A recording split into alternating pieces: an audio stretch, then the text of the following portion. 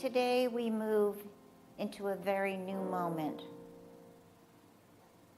For today, this moment is all there is. There's nothing before, there's nothing after, there just is.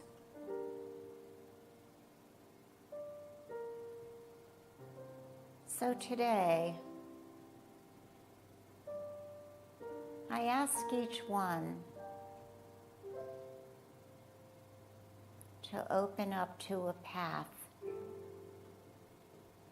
of what might be considered infinite impossibilities, and be willing to change our perspective to infinite possibilities.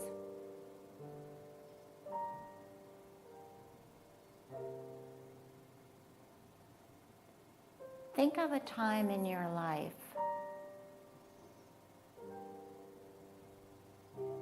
when you thought that could never be.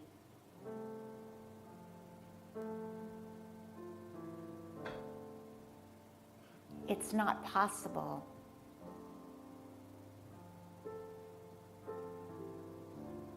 There's no way.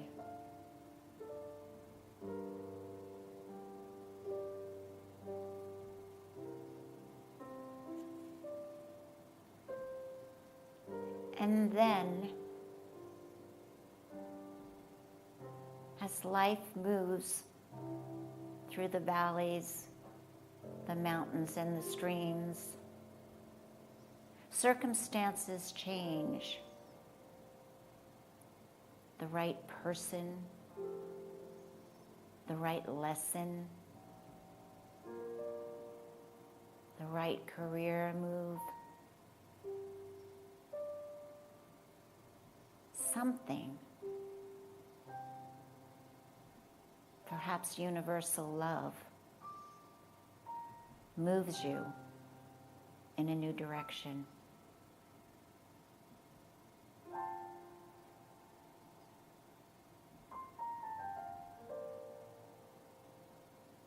If you were to ask Spirit, Holy Mother God, right now, what direction does my life need to move into to bring me to that higher consciousness of a light bearer?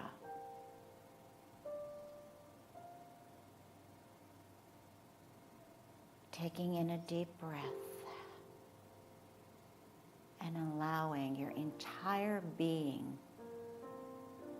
to sense, to feel what Spirit wants to say.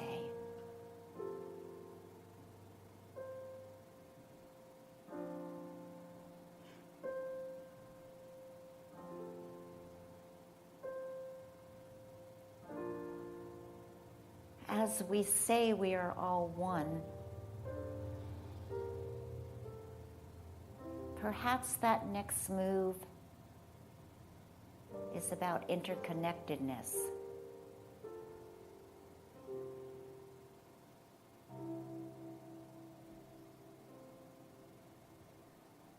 About understanding there is a thread that is woven into this magnificent tapestry. And in the middle of it, it says, we are one.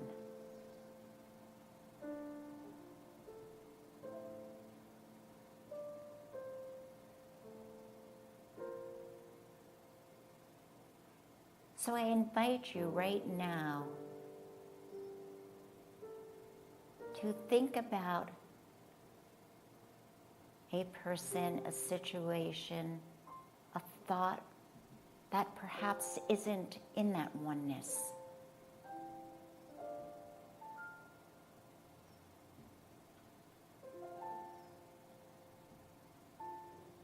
And I ask you to take one little thread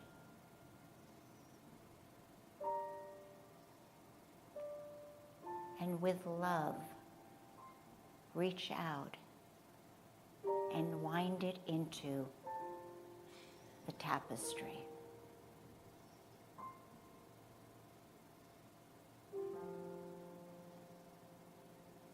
And knowing that the universal love is something beyond what we can even imagine. But knowing this tapestry is so universal, so large, so magnificent, that it can reach and wrap around each one of us in the most divine love you could possibly imagine.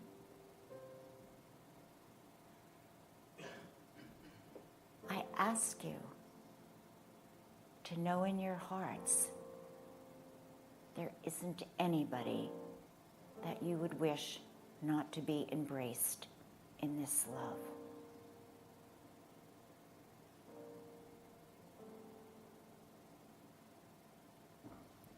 Now, today,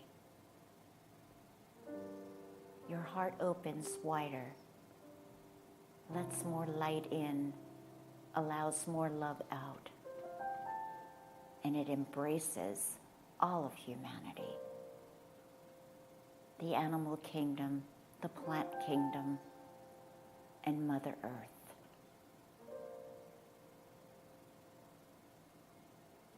And knowing this and feeling it and being in unbelievable harmony and joy over it. When you are ready, when you are comfortable, when you are willing to bring that love back into this very room, slowly, gently, with love in your heart, come back.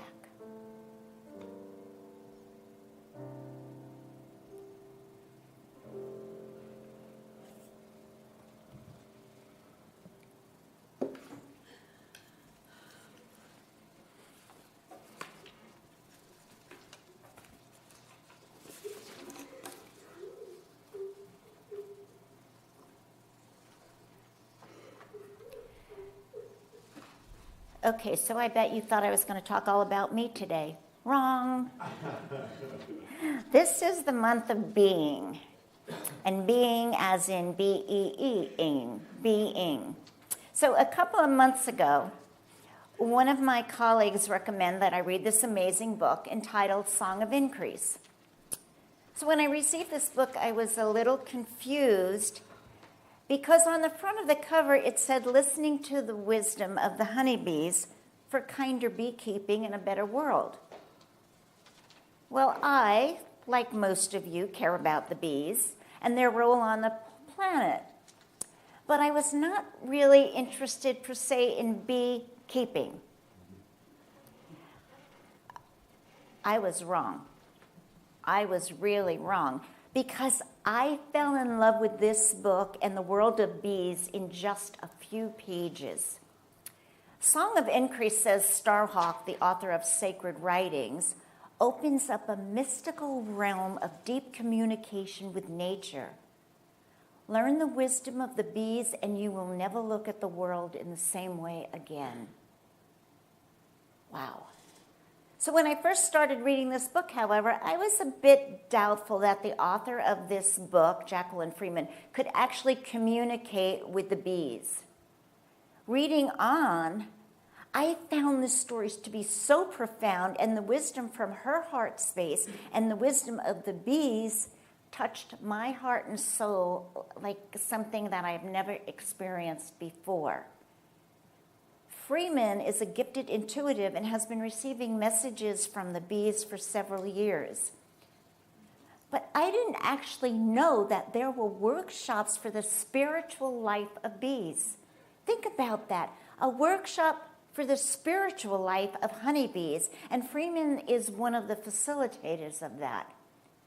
So during one of these workshops, all of the participants were sending out love and kindness, and the doors of the hives were opening and bees were coming out, and they circled the participants in these humming spirals. and they didn't attack. When this happened, many participants stood there with tears in their eyes, and they realized we are all one. So I understood that there's two key words that I gleaned from this. Loving kindness. Loving hyphenated kindness. Because when you have loving kindness, that means lack of fear. No fear. Just loving kindness. So you've heard me say many times that the universe, whatever it may be, it's energy, right? Right? Right. You're out there. Okay, I just want to make sure you're out there. So that energy then from the people to the bees is what kept the bees from attacking the folks in the workshop. Think about this. If all of those bees all of a sudden felt fear, what would have happened? Right, they would have been attacking all of the people. So if each of us would approach newness in uncharted waters with fear-free, loving kindness, what would happen in our personal lives, our world? See, we must remember this. Fear drives a wedge into everyone and everything. And here's an interesting fact. The honeybee is an exemplar of unity consciousness. The actual term the bees use to speak of their colony is unity. Wow. Unity, love, wholeness, interconnectedness are the words that bees use over and over again as they speak through Freeman to all of humanity. They say that we are a part of their world. So the interconnectedness of bees teaches us then about the interconnectedness of all humanity. Are we not one of the many? Right? All objects, so this is what Emerson says in the Oversoul. All objects are part of nature's whole, but each particular in itself. All objects are part of nature's whole, but each in particular to itself. Without the many, there could not be the one. Without the one, there could not be the many. So is not every thought that we have then one with the universe? You know, sometimes we think we live in this little bubble of our own world and our own thoughts, but this cannot be. And the reason that it cannot be is because we, by virtue of our allness, are woven together through the tapestry with no beginning and no end. You know, so many of us fear what is going to happen, what's going to happen, and if I die, and where do I go? But there's no beginning and there's no end. It's a continual circle of life.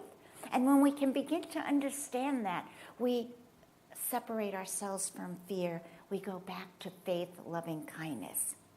The bees put it this way. We wake up to the understanding that we are one all the time. Human beings exist connected to each other, but they believe they are not. Honeybees dwell in full realization of the connection and have done so for eons.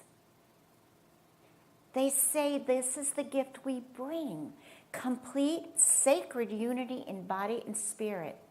To be in the presence of spirit, to simply sit and be in such presence, offers the opportunity to be transformed by it. Just to sit in that presence, that space that we can get to where there is nothingness and everything at the same time. This we offer, the bee says, is our gift with great joy and love. This, my dear friends, is just a taste of the wisdom from the bees. I could have been talking to you today for 3 hours just on one page of this book, but we cut a lot. So, but, you know, where we have personalities and we have egos, that keeps us from the unity of living as one. But the bees come from a place of sacred wholeness, something we being humanity, just can't quite grasp and get a handle on.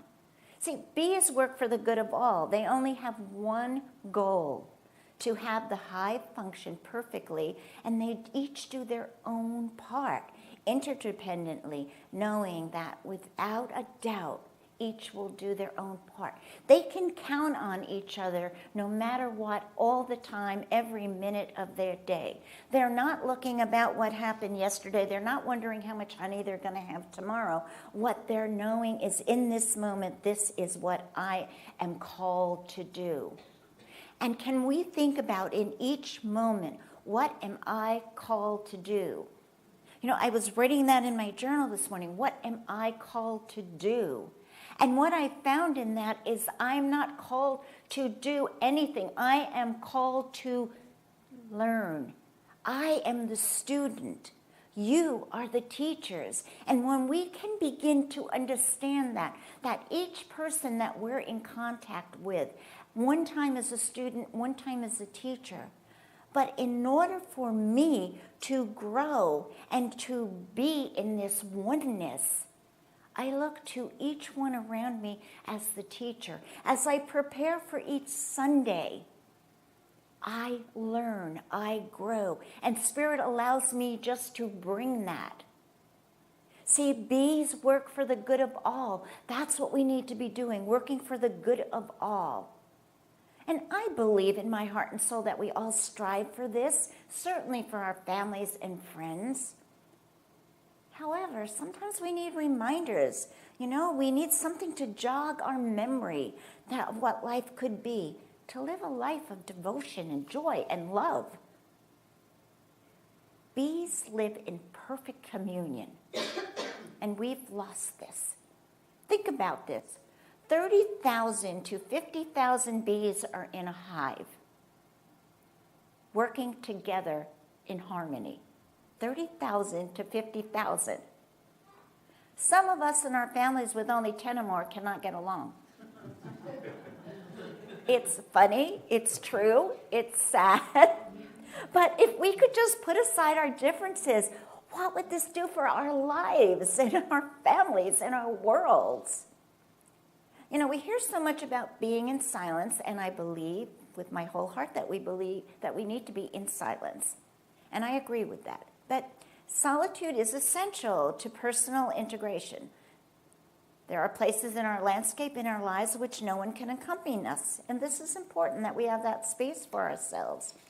But because we are communal creatures, we need each other's support. We need to reach out our hand and help. Because left to our own devices, we have an endless capacity for self-absorption and self-deception. Community is equal essential to joining our souls. We need to join our hearts and souls together. We've heard it said, no man is an island. So the bees know that they're connected to each other through a shared history, through a knowledge of a shared future, making their larger community a vibrant place. And I was really thinking about this shared memories. So we have shared memories that are in our DNA, race consciousness, in collective consciousness. But we also have shared memories from our families and our ancestors. And I was thinking about how many different questions I would like to ask my grandmother and my mother and some of my aunts, and questions that I did not ask. And as I'm the patriarch of my family, everybody is gone except that which is younger than me. There's so much that I could have had. So I encourage you today to think about sharing and writing down stories. I was talking to Leanne about recipes this week, and I have recipes from my mother that the paper is almost cracked and folded because I've had them for so many years, but the ones that I missed that I didn't get. Stories. I had a counselor in when I was in 7th grade, and it became my friend until he died a few years ago. And he wrote every year letters to his children, and he took that part of their books and their toys and their things, and he put them in the box with a letter. Can you imagine, as these children have gotten older, they're probably, like most of your young ages in the 50s.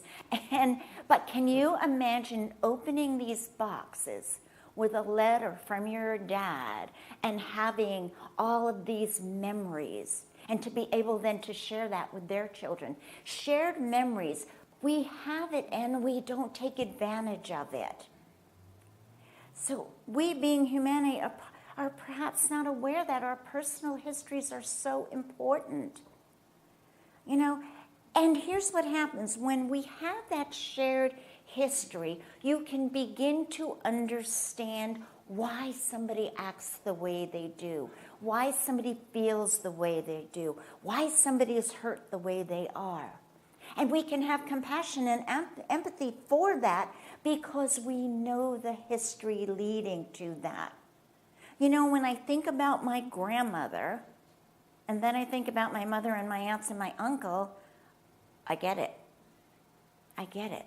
Because I know my great-grandmother, and I know from whence they came, and the struggles, and why did my mother collect sugar in containers this big, and flour, because maybe, and butter when it was on sale, because of a depression, because of fear. So, but when you understand more about yourself and your family and your heritage, then you'll feel connected. There is so much we could have known. Connect the dots of your history. Have that shared memory. You know, I feel we do not embody the lessons and the knowledge of us. And I know I've lost a lot. So in their own words, then the bees say that the hive is wholeness. One bee experience is all will be everyone's. And what they're saying is home, family, love comes first, and then your connection to the world. If you can have that foundation of love and security within your own world, then you're willing to go out in the world. You know, I was listening to something on not the news, on CBS this morning, and talk about how judgment kicks in right away, guilty. And they're talking about the Kardashians, and I was thinking, oh, this is ridiculous, and da-da-da-da-da, and they were telling how each one of the daughters have, $40 million, and the youngest one is a billionaire, and my judgment went, well, blah, blah, blah, blah, blah, right? I'm raising my hand.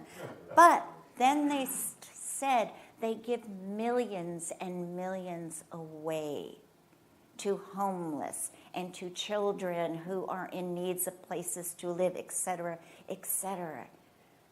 Listening skills. Need to listen to the whole story before we make the judgment on them. God bless them that they give millions and millions and millions of dollars.